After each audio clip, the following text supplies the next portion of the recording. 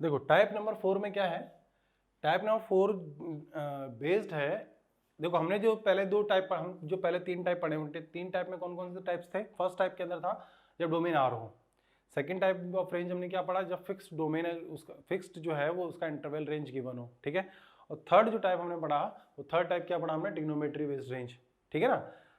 तो अब उसके आगे की अगर हम बात करते हैं तो उसके आगे जो हमने एक थर्ड जब टेबल बनाई थी स्टार्टिंग के अंदर, तो एक जब डोमेन लिखा था हमने, जब डोमेन जो है वो ए से लेकर बी एक पर्टिकुलर इंटरवल के बीच में डोमेन लाई करेगा, तो उस केस के लिए रेंज क्या होगी, ठीक है ना।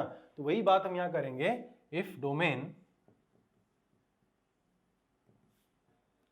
lies between A to B और A to B क्लोज और A to B ओपन, ठीक है। एक डेफिनेट इंटरवल के बीच में अगर ये इंटरवल डोमेन जो है उसका एग्जिस्ट करता है, ठीक है। तो देखो हमने यहाँ पर इस इंटरवल के लिए भाई जब डोमेन फिक्स किया था हमने, तो 3 केस बनाए थे हमने, ठीक है। 3 केसेस के बारे में बात करते हैं। तो 3 केसेस के अंदर क्या था कि अगर फंक्शन इंक्रीजिंग है तो क्या होगा, देखो अगर मैं यहाँ लेता हूँ वैल्यू a और यहाँ वैल्यू लेता हूँ इसकी b, तो ये जो फंक्शन हमें दिया हुआ है, फंक्शन है y equals to f of x, तो a पुट करने पर जो वैल्यू आएगी वो आएगी f ऑफ a, और b पुट करने पर जो वैल्यू आएगी वो क्या आएगी, f ऑफ b आएगी, ठीक है। तो x डोमेन जो होता है x की वैल्यूज होती है और रेंज क्या होता है y की वैल्यूज होती है। तो a से लेकर b के बीच में जो आने वाला आउटपुट है वो f ऑफ a से लेकर f ऑफ b तक है, ठीक है। यानी कि फंक्शन अगर इंक्रीजिंग है, यानी कि जैसे जैसे वैल्यूज में इनपुट देता जा रहा हूँ वैसे वैसे इनपुट बढ़ाने पर आउटपुट भी बढ़ता है, तो उसे इंक्रीजिंग फंक्शन बोलते हैं। तो उसकी जो रेंज हो जाएगी वो क्या हो जाएगी हमारे लिए, f of a to f of b। समझ आएगी बात, ठीक है। y belongs to second case हमारा क्या था, अगर फंक्शन डिक्रीजिंग हो जाए, फंक्शन अगर डिक्रीजिंग हुआ तो देखो ये a हुआ एक तरीके से x इक्वल्स टू a और ये हुआ x इक्वल्स टू b। तो a के ऊपर जो वैल्यू आई क्या है, f ऑफ a आई, और ये b के ऊपर value I f of b आई, ठीक है। यानी कि a के ऊपर ग्रेटर वैल्यू आ रही है और b के ऊपर क्या आ रही है, स्मॉलर वैल्यू आ रही है। तो अब मैं जब इसकी रेंज लिखूंगा तो रेंज कैसे लिखूंगा, हमारा सेट हम इंटरवल कैसे लिखते हैं, smaller point to greater point लिखते हैं ना। तो मैं इंटरवल कैसे लिखूंगा, f of b to f of a, ऐसा लिखूंगा।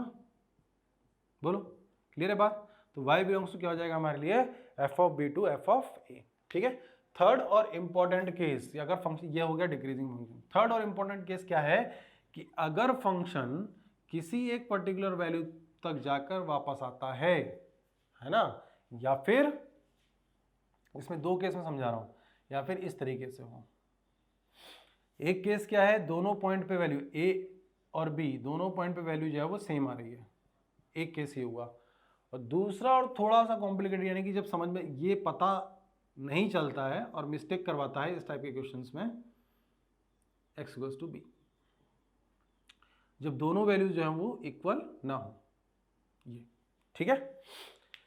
जब ऐसा केस रहेगा तो रेंज किस तरीके से फाइंड की जाएगी, देखो अब a के ऊपर वैल्यू आएगी, यहाँ देखो अगर देखेंगे अगर हम, तो a के ऊपर b के ऊपर वैल्यू क्या आ रही थी, अनइक्वल आ रही थी, यानी कि या तो a के ऊपर मैक्सिमम आ रही थी या b के ऊपर मैक्सिमम आ रही थी, या तो a के ऊपर मिनिमम आ रही थी या b के ऊपर मिनिमम आ रही थी। लेकिन यहाँ अगर हम देखेंगे तो a और b दोनों के ऊपर वैल्यू क्या आ रही है, सेम आ रही है, सेम आ रही है। और कुछ इस केस के अंदर वैल्यू जो है अनइक्वल भी है, लेकिन फिर भी किसी पर्टिकुलर पॉइंट तक जाकर ये वापस आ रहा है, ठीक है।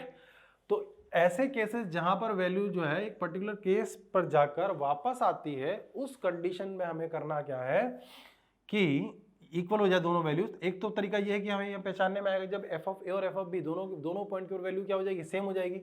तो हमें करना ये है कि y equals to f of x जो दिया हुआ है फंक्शन, इसको डिफरेंशिएट कर देना है, dy by dx is equals to f dash x। Differentiate कर दिया, क्यों किया, क्योंकि किसी एक पॉइंट से जाके वापस आई ना। तो अगर मैं इस पॉइंट से पास होने वाली एक स्ट्रेट लाइन ड्रॉ करता हूं, तो वो जो लाइन होगी वो लाइन पैरेलल होगी किसके, x एक्सिस के, और x के पैरेलल है तो इससे बनने वाला एंगल 11th क्लास में पढ़ के आएंगे, जो स्लोप होगा वो क्या हो जाएगा, 0 हो जाएगा। और अगर स्लोप 0 हो गया तो dy बाई dx क्या हो जाएगा, 0 हो जाएगा। तो dy बाई dx को उसके बाद हमें क्या कर देना है, 0 कर देना है। dy बाई dx 0 पुट करने पर f डैश x 0 होने पर क्या आएगा हमारे पास, x की कुछ वैल्यूज आएंगी जिसे हम क्रिटिकल पॉइंट्स बोलेंगे। अभी मैं यहाँ पे केवल एक क्रिटिकल पॉइंट बोल रहा हूँ, कर्व के अंदर एक ही वैल्यू आएगी, ठीक है। तो C1 x की वैल्यू क्या आ गई हमारे लिए, C1। तो ये जो पॉइंट हुआ हमारे लिए, इसको हमने मार्क कर दिया, ये पॉइंट आ गया x is equal to C1, ठीक है। ऐसा ही इस पॉइंट के अंदर आया x इक्वल टू C1, ठीक है। ये जो वैल्यूज हमारे पास में आ रही हैं, अब देखो इस केस में अगर मैं देखूंगा तो क्या कहूंगा भाई, इस फंक्शन की रेंज में कह रहा हूं कि देखो यहां से मैं कर्व को ब्रीड करना स्टार्ट करता हूं तो यहां तक पहुंचता हूं, तो ये जो आने वाली वैल्यूज हैं ये एफ ऑफ ए है हमारे पास, और यहां पर जो वैल्यू आएगी वो वैल्यू क्या आएगी, एफ ऑफ सी आएगी, C1, ठीक है। और एफ ऑफ C1 के बाद जो वैल्यूज आएंगी वो सारी वैल्यूज क्या हो रही हैं, रिपीट हो रही हैं, और सारी वैल्यूज रिपीट हो रही हैं, वो जो सारी वैल्यूज हैं वो इस इंटरवल में आ गई कि नहीं आ गई, यानी कि इस इंटरवल के अंदर ही लाई करेंगी सारी वैल्यूज, क्योंकि वैल्यूज क्या हो रही हैं, अपने आप को रिपीट कर रही हैं। तो जब मैं इस फंक्शन की रेंज बोलूंगा तो इस फंक्शन की रेंज में कैसा लिखूंगा, y belongs to f of a to f of C1। बात समझ में आ गई कि नहीं आ गई, ठीक है। अब आते हैं सेकंड केस पे जो थोड़ा कॉम्प्लिकेटेड है।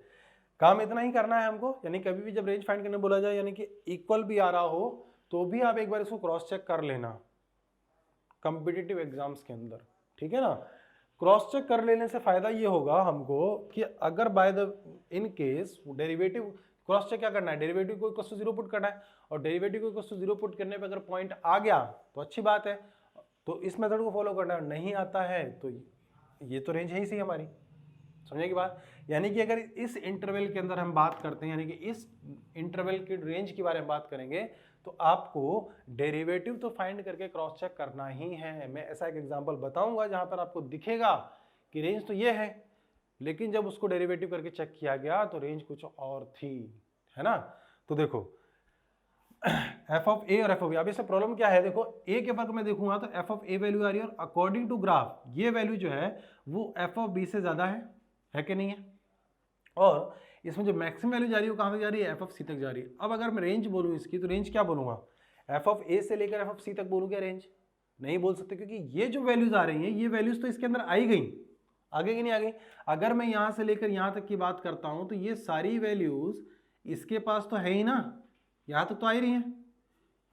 ये जो एडिशनल वैल्यूज है, अगर मैं एफ ऑफ ए से लेकर एफ ऑफ सी तक का रेंज लिख देता हूं तो यानी कि मैंने ये जो वैल्यूज थी ये वैल्यू मैंने मिस आउट कर दी, यानी कि ये रेंज में हम छोड़ देंगे, जिसकी वजह से हमारा आंसर रॉन्ग हो जाएगा और उसकी वजह से हमारे -5 हो जाएंगे। यानी कि हम उम्मीद कर रहे होंगे 4 मार्क्स की एक, लेकिन वो -1 हो जाएगा, तो -5 हो गए, ठीक है, समझ की बात।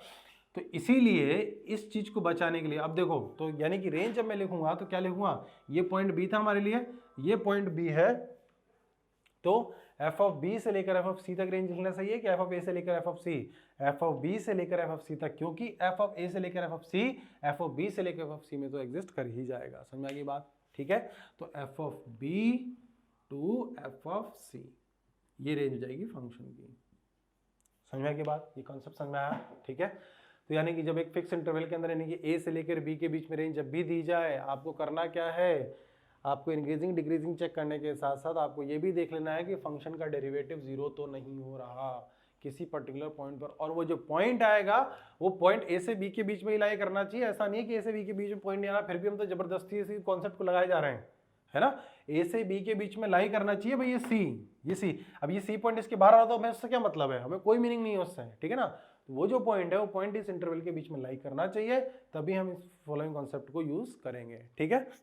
इंपॉर्टेंट कॉन्सेप्ट है रेंज फाइंड करने के अंदर, जे एडवांस के अंदर कई बार इस पे बेस्ड क्वेश्चंस पूछे गए हैं, और जब जे मेन का क्वेश्चन पेपर डिफिकल्ट सेट किया जाएगा तो इस टाइप के रेंज के बारे में बात जरूर की जाएगी, ठीक है। क्वेश्चन सॉल्व करना स्टार्ट करते हैं। टाइप नंबर 4 डोमेन जब क्या रहेगा, close interval a to b, ठीक है, उसको बेस्ड हम क्वेश्चन स्टार्ट करते हैं, ठीक है। देखो y equals to x cube plus x plus 1, domain क्या दिया 1 से लेकर 2। अब अगर मैं इस फंक्शन के डोमेन के बारे में बात करता हूँ तो डोमेन मुझे क्या दिखाई देता है, डोमेन R होता है इसका, और डोमेन अगर R है तो रेंज हम किस तरीके से फाइंड करते हैं, y इक्वल्स टू करके फाइंड करते हैं। लेकिन बात क्या है, बात यह है कि यहाँ पर जो डोमेन दिया हुआ है वो डोमेन 1 से लेकर 2 दिया हुआ है, यानी कि इंटरवल फॉर्म में हमें डोमेन दे दिया है। अब जब इंटरवल फॉर्म में डोमेन आ गया, a टू b के बीच में आ गया है, तो हम इसी प्रोसेस को फॉलो करेंगे। तो इस प्रोसेस के अकॉर्डिंग मैंने क्या कहा था, सबसे पहले हमें ये देखना है कि y is equals to x cube plus x plus 1, इसको डिफ्रेंशिएट करेंगे तो dy by d x equals to कितना आएगा, 3x स्क्वायर प्लस 1, ठीक है।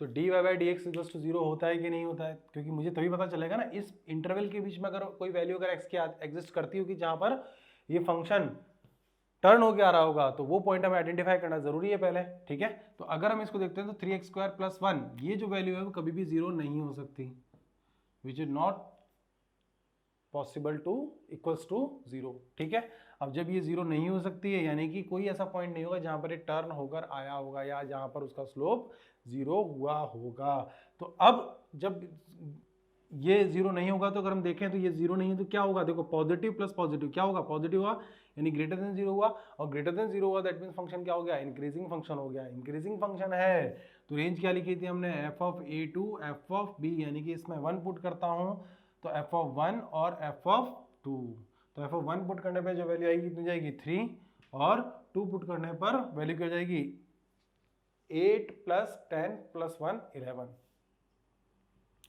यानी कि 3 to 11। अब क्योंकि ये क्लोज इंटरवल दिया हुआ है तो रेंज भी क्या आएगी यहाँ पे, ये दोनों पॉइंट भी क्या होंगे, क्लोज होंगे, तो y बिलोंग्स टू क्या हो गया हमारे लिए 3 to 11। बात समझ में आएगी नहीं आई, ठीक है आगे बढ़ते हैं। 0 से 3, 0 पुट करने जाता हूँ इसमें तो 0 पुट करने पे क्या हो जाएगा, ये पूरा 0 हो जाएगा, वैल्यू क्या हो जाएगी 4 हो जाएगी। 3 पुट करने जाता हूँ, 3 पुट करने पे कितना हो जाएगा, 27/3 यानी कि 9। 3 पुट करते हैं तो 9 into 2 18,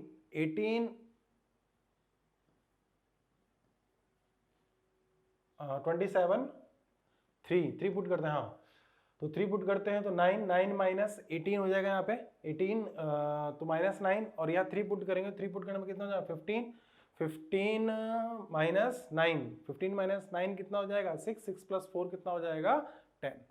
ठीक है, तो 0 के ऊपर वैल्यू 4 आ रही है और 3 के ऊपर वैल्यू कितनी आ रही है 10 आ रही है, यानी कि 0 तो वैल्यू क्या हो सकती है, यानी कि रेंज हो सकती है उसकी 4 to 10 हो सकती है, यानी कि y बिलोंग्स टू 4 to 10 हम लिख सकते हैं।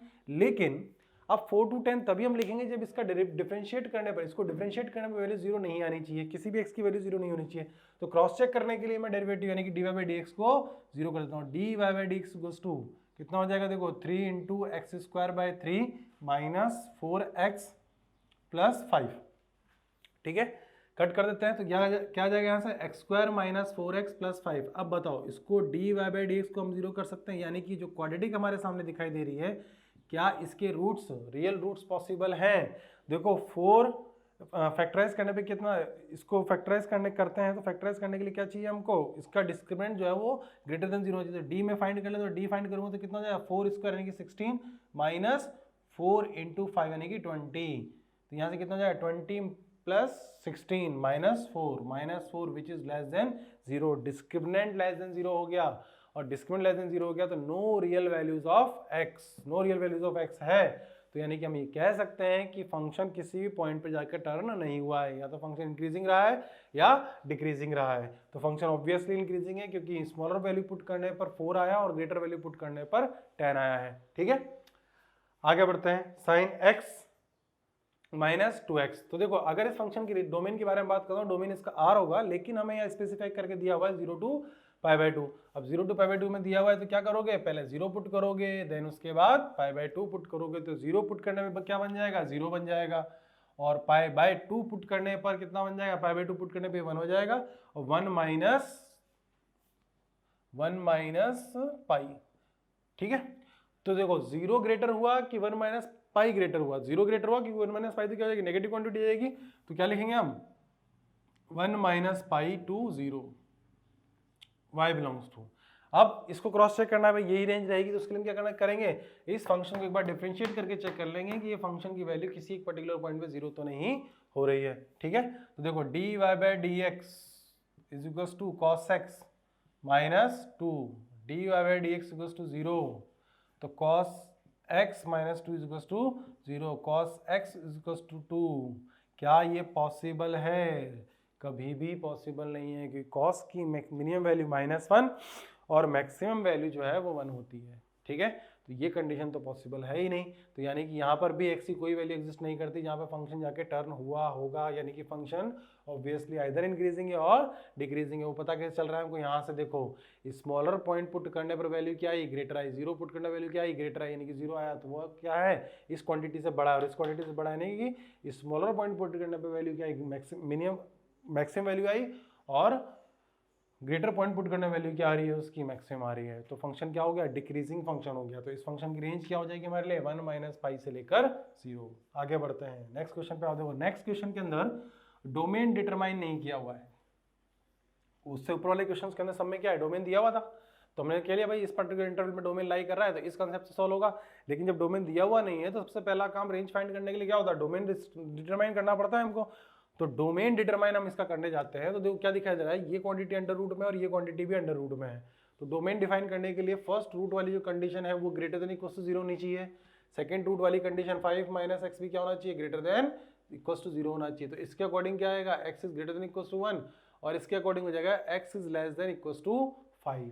ठीक है, तो अब एक अगर नंबर लाइन में ड्रॉ करके चेक करता हूं तो क्या दिखाई देता है मुझे, 1 and 5 greater than equal to 1 less than equal to 5। तो वैल्यू क्या हो जाएगी, इसके बीच में आ जाएगी, तो कॉमन वैल्यू हो जाएगी, यानी कि x बिलोंग्स टू यानी कि domain is equals to belongs to 1 to 5। तो डोमेन अगर हमें क्या दिखाई दे रहा है, अब 1 से लेकर 5 यानी कि एक पर्टिकुलर इंटरवल के बीच में डोमेन हमारा लाई कर रहा है। तो अब रेंज फाइंड करने का जो कंसेप्ट होगा वो ये होगा, समझ में आई बात। तो अब 1 पुट करता हूँ फंक्शन के अंदर में, तो 1 पुट करने पे क्या दिखाई देता है, 0 हो जाता है, और 5 यहाँ 0 हो जाएगा और यहाँ कितना 1 यानी कि 2 हो जाएगा। और जब 5 पुट करता हूँ तो 5 पुट करने पे 0 हो गया और 5 माइनस 1 कितना हो गया, √4 यानी कि 2 हो गया। यानी कि इन दोनों पॉइंट के ऊपर वैल्यू क्या हो गई, सेम हो गई। और जैसे ही वैल्यू सेम हुई तो दिमाग में आ गया या तो कर्व ऐसा बना होगा या फिर कर्व ऐसा बना होगा। ठीक है, तो जब ऐसा बना है, इन दोनों में से कोई भी केस है, तो यानी कि ये तो एग्जिस्ट कर ही रहा होगा, यानी कि derivative should be equals to 0। ठीक है, तो अब फंक्शन को डिफरेंशिएट करने का टाइम आ गया है। तो y is equals to under root of x minus 1 plus under root of 5 minus x। ठीक है, तो बेसिक डिफरेंशिएशन के अंदर जब स्टार्ट हमने किया था 11th क्लास के अंदर, तब बेसिक डिफरेंशिएशन मैंने भी बताया था, फिजिक्स वाले सर ने भी बताया था, है ना। देखते हैं कितना याद है। तो y dy by d x is equals to, ये क्या हो जाएगा, ये बिहेव करेगा किसके, रूट की तरह। तो रूट ऑफ x का डेरिवेटिव क्या होता है, 1/2 रूट x। तो 1/2 रूट ऑफ x माइनस 1। ठीक है, अब हालांकि x माइनस 1 का डिफरेंशिएशन भी होगा तो, लेकिन x माइनस 1 का डेरिवेटिव क्या हो जाएगा, 1 हो जाएगा, चेन रूल के अकॉर्डिंग। ठीक है, प्लस आगे बढ़ते हैं, 1/√5 माइनस एक्स, यहाँ पे भी 2 आएगा, इनटू इसको डिफरेंशिएट करूंगा तो 5 का 0 हो जाएगा और x का -1 हो जाएगा, तो यहाँ -1 आ जाएगा। ठीक है, अब dy by d x is equals to 0, derivative को इक्वल्स टू 0 किया हमने, यानी कि 1/2 रूट एक्स माइनस 1 माइनस ये वाला माइनस इधर आ जाएगा, 1/√2 root of 5 minus x is equals to 0। बोलो बात समझ में आई। ठीक है, आगे बढ़ते हैं, तो उसमें सिंप्लीफाई करेंगे फंक्शन को, तो ट्रांसफर करने के बाद क्या कर देंगे, उसको रेसिप्रोकल कर देंगे बोथ साइड, तो हमें कुछ ऐसा दिखाई देगा कि बन जाएगा root of x minus 1 is equals to root of 5 minus x. बनेगा नहीं बनेगा, इसको इधर लेके जाएंगे, टर्म को रेसिप्रोकल कर देंगे, 2 से 2 कैंसिल हो जाएगा, रिमेनिंग क्या रह जाएगा, root of x minus 1 is equals to root of 5 minus x. Then इसको सिंप्लीफाई करना तो बहुत इजी है, बोथ साइड स्क्वायरिंग करेंगे तो x minus 1 is equals to 5 minus x, x को इधर लाते हैं, 1 को इधर लेके जाते हैं, तो 2x इज इक्वल्स टू कितना हो जाएगा, 6, तो x इक्वल्स टू कितना हो गया, 3। अभी जो x इक्वल्स टू 3 आया है, जो हमारा डोमेन आ रहा था, उस डोमेन के बीच में लाई करता है क्या, 1 से 5 के बीच में 3 लाई करता है, डेफिनेटली लाई करता है। तो मैंने कहा ना कि भाई अगर टर्न हो रहा होगा तो पॉइंट जरूर हमें दिखाई देगा। ठीक है, तो यानी कि 3 पे जाके टर्न हुआ है, तो अब अगर मैं 1 के ऊपर देखता हूँ वैल्यू, तो 1 के ऊपर मुझे क्या दिखाई देता है, 0, सॉरी 1 के ऊपर मुझे वैल्यू क्या मिली थी, 4 मिली थी, और 5 के ऊपर वैल्यू क्या मिली थी मुझे, √4 ही मिली थी। देखो 1 पुट किया हमने, 1 पुट करने पे 0 हुआ, 1 पुट किया तो √4 हुआ, यानी कितनी वैल्यू 2 हो गई, और 5 पुट किया तो 5 पुट करने पे कितनी थी वैल्यू, 2 ही आ रही थी। ठीक है, तो यानी कि इन दोनों में से कोई भी एक वैल्यू हो जाएगी, और 3 पुट करने पर जो आंसर आएगा वो हमारा रेंज हो जाएगा। तो यानी कि f(1 to f(3) ये फंक्शन की रेंज हो जाएगी। ठीक है, तो f(1) के ऊपर वैल्यू आई थी हमारी 2, और f(3) के ऊपर वैल्यू क्या आएगी, देखो 3 माइनस 1 √2, 5 माइनस 3 √2, √2 प्लस √2 2√2, तो 2 से लेकर √2 के बीच में हमारी रेंज लाई करती है। समझ में आया कि नहीं आया कंसेप्ट। ठीक है, बोलो समझ में आएगा ना। आगे बढ़ते हैं, देखो नेक्स्ट क्वेश्चन में क्या लिखा हुआ है, एक क्वाड्रेटिक गिवन है हमें ट्रिग्नोमेट्री टर्म की, sin square x minus 5 sin x plus 5 plus 6। अब तुम्हारे दिमाग में क्वेश्चन अराइज हो रहा होगा कि इसका डोमेन तो R है, तो हमने इस इंटरवल में क्यों इसको इस टाइप में इसको क्यों इंक्लूड किया हुआ है। तो देखो इस टाइप में इंक्लूड करने का रीजन ये है कि जब मैं sin x यानी कि इस क्वाड्रेटिक का रेंज फाइंड करने जाऊंगा, तो देखो y इज इक्वल टू मैंने लिखा sign square x minus 5 sine x plus 6। ध्यान समझना इसको, भाई कई जगह पे काम आने वाला है ना। देखो sign square x minus 5 sine x plus 6। अब इस टाइप की यानी कि क्वाड्रेटिक की रेंज के बारे में अगर हम समझें तो क्वाड्रेटिक की रेंज फाइंड करने का तरीका इसको कंप्लीटिंग होल स्क्वायर सॉल्व करते हैं, याद है, ठीक है ना। जब डोमेन फाइंड किया था हमने, जब डोमेन आ रहा था वहां पे सिंप्लीफाई किया था हमने, तो इसी तरीके से किया था, इसको क्वाड्रेटिक में कन्वर्ट किया और क्वाड्रेटिक में कन्वर्ट करने के बाद यानी कंप्लीटिंग होल स्क्वायर में सॉल्व करने के लिए हमने इसको लिखा है, ठीक है। तो मैंने थोड़ी देर के लिए इसको क्या किया कि साइन एक्स को मैंने टी कंसिडर कर लिया,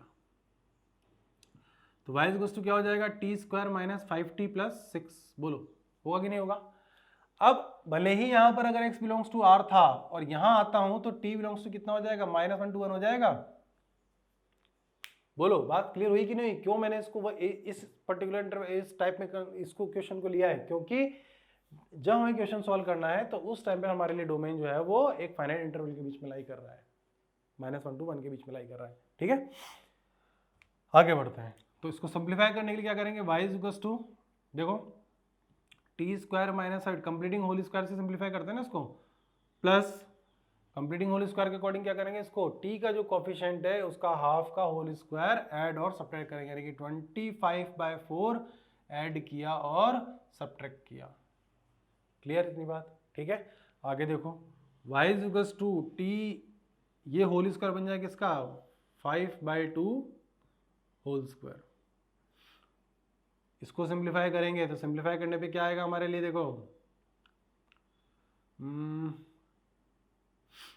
25/4 प्लस 24/4 ऐसा हो जाएगा, ठीक है।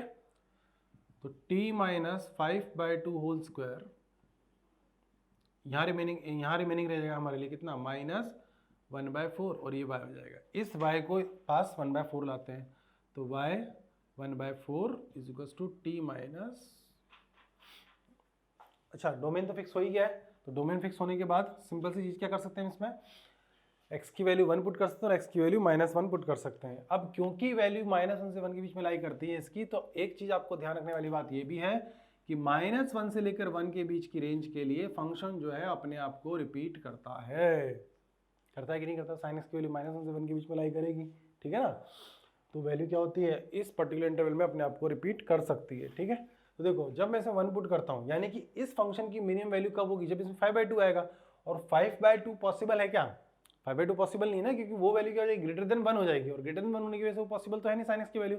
यानी कि हम यहाँ पे 1 पुट करते हैं तो 1 पुट करने पे क्या दिखाई देगा मुझे, y is equal to 1 minus 5/2 whole square minus 1/4 कितना हो जाएगा, 2 3/2 3/2 स्क्वायर यानी कि 9/4 माइनस 1/4 यानी कि 8/4 यानी कितना हो जाएगा 2, ठीक है। और दूसरी जो y की वैल्यू आएगी वो क्या हो जाएगी, -1 पुट करने पर, तो -1 अगर मैं पुट करता हूं whole square is equal to देखो कितना हो जाएगा, -7/2 होल स्क्वायर करेंगे तो कितना हो जाएगा 49/4 माइनस 1/4 यानी कि हो जाएगा 48/4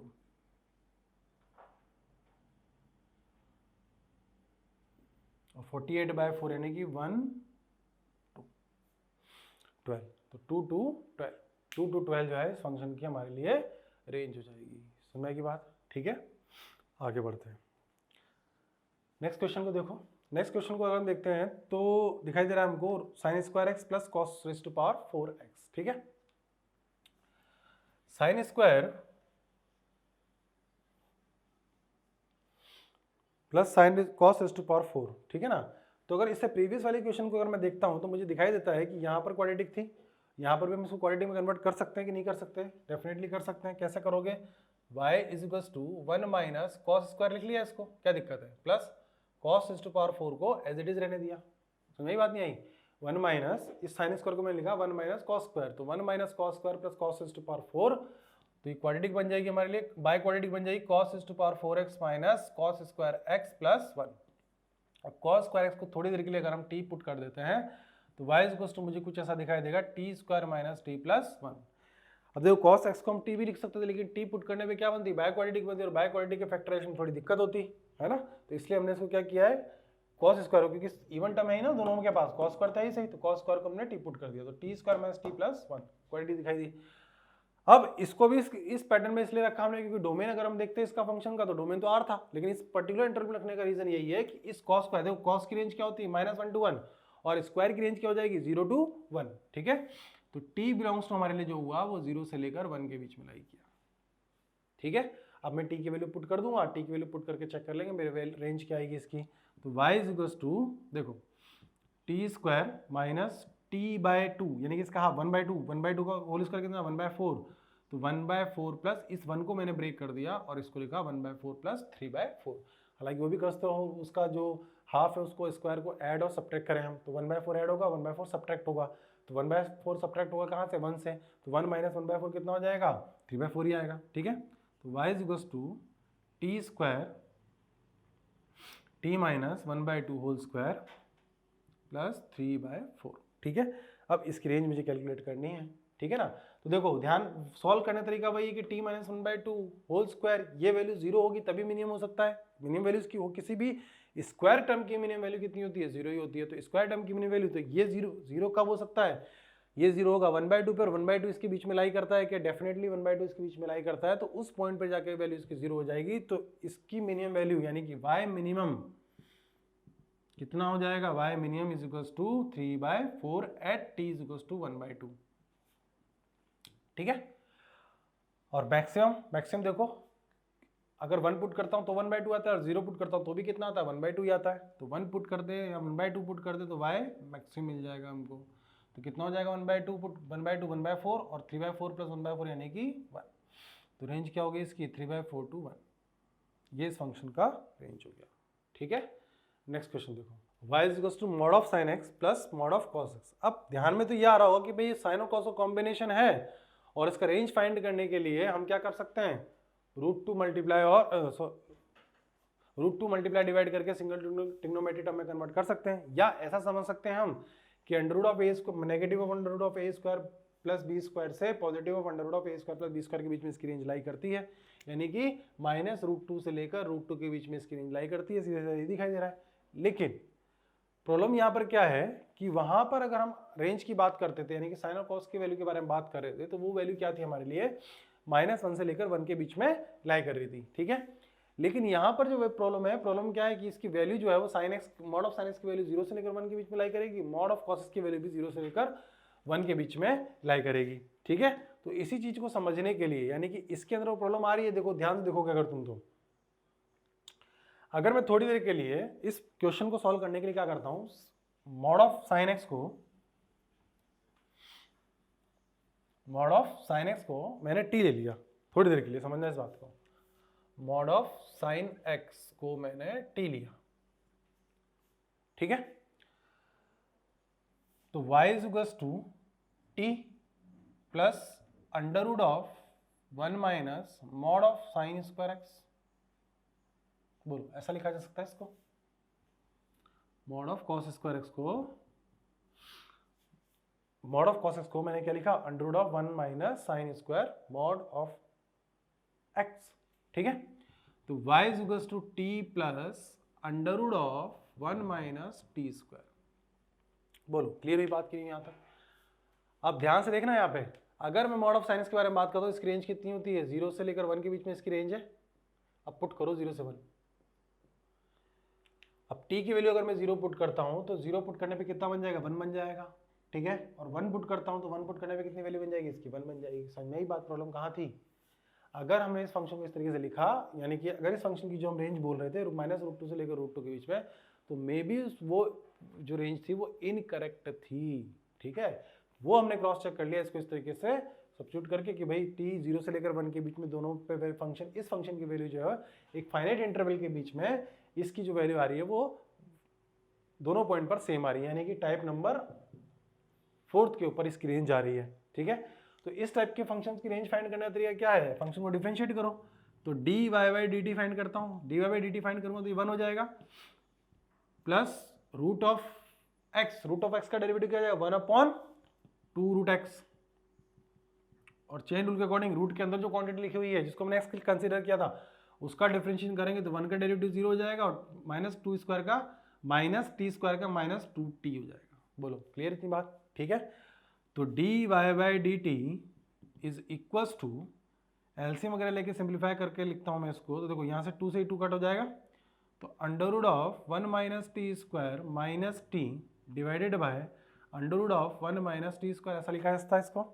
ठीक है, अब dy/dt इक्वल्स टू 0 करना है कि नहीं करना है? करना पड़ेगा। dy/dt इक्वल्स टू 0 क्या चीज फाइंड करने के लिए कि भाई दोनों पॉइंट के ऊपर जो वैल्यू सेम आ रही थी तो वो कहीं रिपीट होकर वापस तो नहीं आ रही या फंक्शन कांस्टेंट तो नहीं है। ठीक है, तो डेरिवेटिव डायरेक्टली तो 0 हुआ नहीं, अगर कांस्टेंट होता तो डेरिवेटिव डायरेक्टली 0 हो जाता, डायरेक्टली 0 नहीं हुआ है तो अभी हमने इस तरीके से इसको आगे बढ़ाएंगे। ठीक है, तो देखो under of 1 - t square -t divided by under of 1 - t square is equals to 0।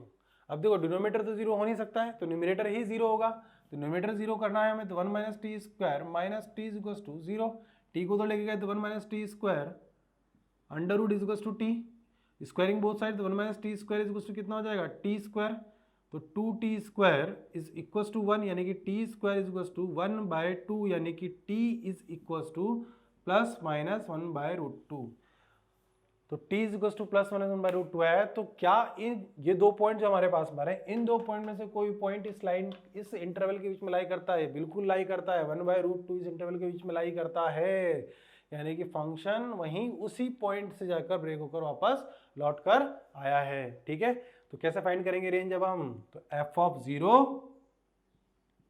to f(1/√2) ये रेंज होगी। तो रेंज कैसा लिखेंगे हम? देखो इसकी, तो y बिलोंग्स टू 0 पे वैल्यू कितनी हो जाएगी इसकी?